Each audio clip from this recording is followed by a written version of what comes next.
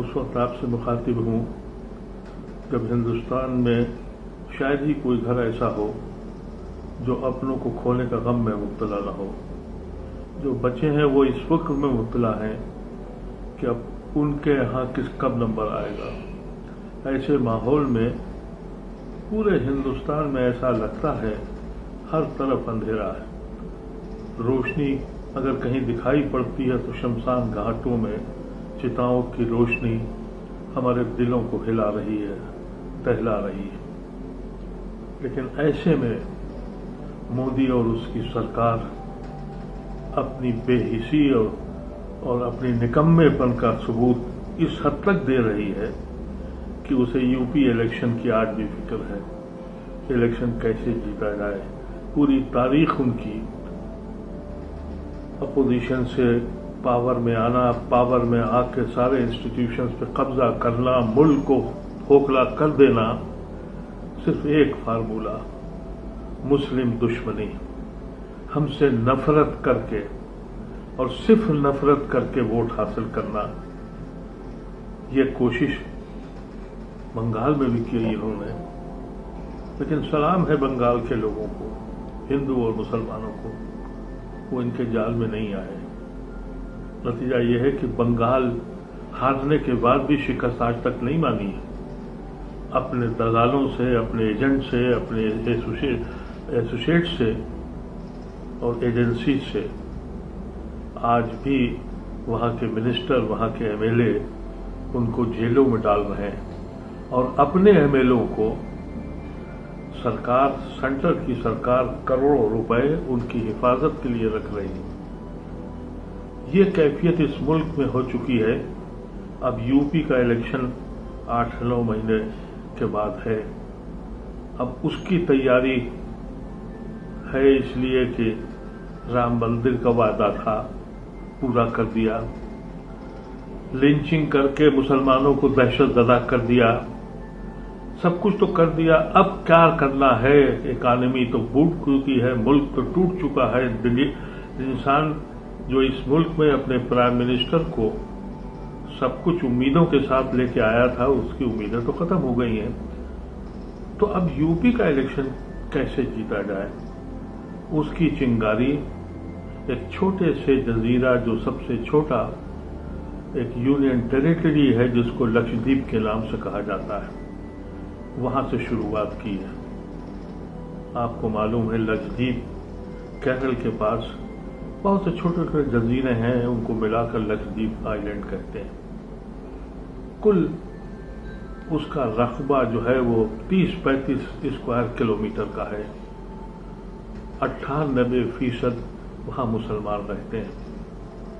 वहां एक अपना एडमिनिस्ट्रेटर भेजा, एक पॉलिटिकल ऐसा शख्स, आप अंदाजा करें, जो गुजरात में होम मिनिस्टर था, इनका right hand man, Amit Shah का बॉस, उसको उठाकर एक एडमिनिस्ट्रेटर को, जो डिप्टी ज्वाइंट सेक्रेटरी की पोस्ट होती है, वहां भेजा गया और कहा कि इतने मुसलमान कैसे रह रहे हैं और इतनी अच्छी तरह से कैसे रहे हैं कि न कोई वहां फसाद होता है, न वहां कोई गुंडागर्दी होती है, न वहां चोरी होती है, न चकारी होती है, न शराब पी जाती है। ये कैसे रह जाएगा। इसलिए वो प्रफुल्ल पटेल को, उस जालिम को वहां भेजा। अब आप उसका अंदाजा करें उस जजीरे का कि जहां जराइम ना के बराबर है, वहां शराब नहीं पी जाती, और शराब बैन गुजरात में भी है, खूब पी जाती है, वो अलग बात। लेकिन कहा कि वहां क्योंकि 98% मुसलमान हैं, इसलिए शराब पिए, शराब लागू कर दी गई। वहां क्योंकि जराइम नहीं होते हैं, इसलिए कहा गुंडा एक्ट लगाओ, इसलिए कि जब शराब पिलाओगे और शराब पी के जब लोग अपने हवास गुम करेंगे तो दंगा फसाद करेंगे और फिर तुम उनको जेल भेजोगे। सिर्फ यही मकसद नहीं था, वहां की इकानमी जो है, वहां के आवाम जो है, वो सादा लोग हैं, उनका कारोबार, उनका रोजगार वो मछलियों के जरिए होता है। क्योंकि समंदर के बीच में एक जजीरा है वो, और वो जो मछली पकड़ते हैं तो उसके अपने समंदर के किनारे अपने हट्स बना देते हैं, जहां वो अपना सामान रखते हैं, अपनी किश्ती रखते हैं, अपनी मछलियां रखते हैं, और फिर बेचते हैं उसको। उन किश्तियों को उनकी जो झोपड़ियां थी उसको गिराया गया कि माशी एतबार से ये खत्म हो जाए, ये गुंडागर्दी शुरू करें। फिर ये कहा गया कि यहां आप गोश्त भैंसे का या गाय का आप नहीं खा सकते हैं, और अगर पकड़े गए या रखा भी पाया गया तो उम्र कैद तक सजा होगी। फिर यही नहीं माने, ये भी कह दिया कि अगर आपकी 2 से ज्यादा औलादें हुई तो आप जो पंचायत में इलेक्शन लड़के अपने पंचायत के, उसमें भी आपका हिस्सा नहीं। और जो अब सितम ये किया कि आपकी जमीन सरकार ले लेगी जब उसकी मर्जी हो, और अगर आपने प्रोटेस्ट किया तो आपको लक्षद्वीप के बाहर निकाल दिया जाएगा। यानी हिंदुस्तान में मुस्लिम अक्सरियत की एक स्टेट कश्मीर, उसको तो जहन्नुम बना दिया। जो कहा जाता था कि हिंदुस्तान की जन्नत है, उसको तो जहन्नुम बना दिया। हर घर में मातम करा दिया। कोई घर ऐसा बचा नहीं जिसने अपने घर में किसी न किसी को मरते देखा हो, या तो पाकिस्तानी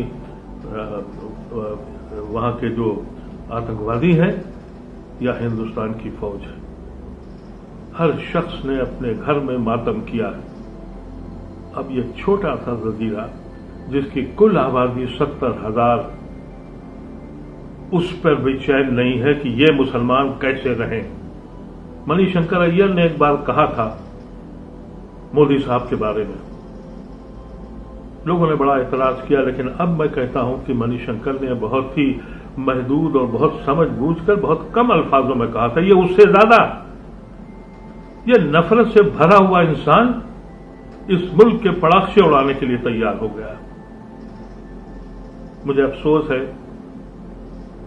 कि मैं जो बात कहने चाह रहा हूं, मेरे कुछ हिंदू भाई, मेरे सेकुलर दोस्त, उनको तकलीफ होगी, लेकिन मैंने कभी भी सच बात के अलावा कुछ नहीं कहा। और वो ये है कि मैंने पूरी जिंदगी होश जब से संभाला इस पार्टीशन की मुखालफत करी और जिन्ना को कोसा, लेकिन आज मोदी की इस सरकार के बाद मेरा दिल ये कहता है कि ये तो होना ही था, कुछ जल्दी हो गया। ये मुल्क को तोड़ने वाला शख्स है, इस पे देशद्रोह का मुकदमा चलना चाहिए। और अगर हिंदुस्तान की अदालत आलिया अगर इस पे भी खामोश है, जैसे कश्मीर में 370 के कानून पर आज तक उसने हाथ नहीं रखा, एनआरसी पर कि किसी मुल्क में आपको शहरियत जब मिलेगी कि आप फला मजहब के हैं या नहीं हैं, अगर मुसलमान हैं तो आपको नहीं मिलेगी, अगर मुसलमान नहीं है तो शहरियत मिल जाएगी। इस पे भी सुप्रीम कोर्ट खामोश है। आज एक छोटा सा जजीरा जो वहां के मुसलमानों ने साबित कर दिया था कि सबसे पीसफुल, बगैर वायलेंस के, बगैर किसी जराइम के अपनी जिंदगी गुजार रहे हैं, छोटी मोटी जिंदगी। ये इसलिए कर रहे हैं कि जब वो कुछ कहेंगे और यूपी का इलेक्शन आएगा तो कहेंगे हमने कश्मीर को तोड़ दिया, मुसलमान एक जजीरे में, हिंदुस्तान के जजीरे में रहते थे, उनको भी हमने उजाड़ दिया, उनको भी खत्म कर दिया। और इसके ऊपर मोदी के भक्त उन्हें फिर जिताएंगे। मैं अपने अजीजों से कहना चाहता हूं, अपने दोस्तों से कहना चाहता हूं, अगर यही रहा तो अगले इलेक्शन में जो मुस्लिम बस्तियां हैं उसको उजाड़ के जीतेंगे। तुम्हारे दिल में सुकून आ जाएगा لیکن میرے ملک کا کیا ہوگا؟ میں تو یہ سمجھتا ہوں کہ دانشور لوگ، بالخصوص وہ مسلمان جن کو سیاست سے بہت دلچسپی یا محبت یا جنون ہے کہ فلاں پارٹی اور فلاں پارٹی، اس وقت بیٹھ کے سوچیں، پورے ہندوستان کے دانشوروں کو بلائیے، کیا ہماری منزل کیا میانمار اور غازہ کی طرف ہے؟ کیا ہم ذمہ دار نہیں ہیں اس ملک کو توڑنے کے؟ ہم کو دکھا کر اس ملک کو کیسے توڑا جا رہا ہے؟